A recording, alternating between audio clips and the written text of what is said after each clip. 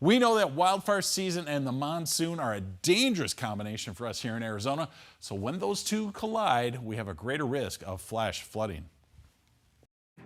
Wildfires can burn thousands of acres of land, and when the flames have moved through, they leave behind a giant burn scar. No trees, bushes, and plants to intercept the rain, and even worse, the topsoil conditions have changed and no longer absorb water. Any excessive quick bursts of rain, that water completely wants to run off immediately.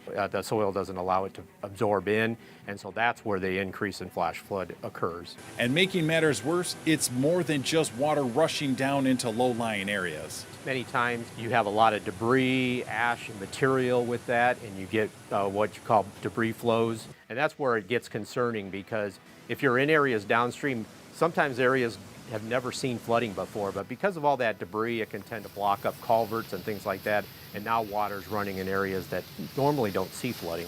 So what should people living near burn scars do to protect themselves and their property? The best thing is make sure that you don't let your guard down, again, if you're near a burn area, especially if it's higher terrain in some foothill area locations. Burn areas, again, can push water into any low-lying areas that have never seen water in the past.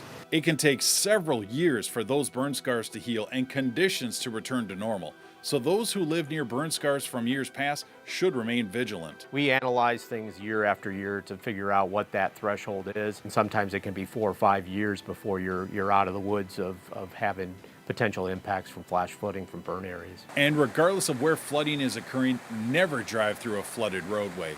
Remember, turn around, don't drown. Be sure to download the 12 News app so you get immediate alerts to any flash flooding happening where you live.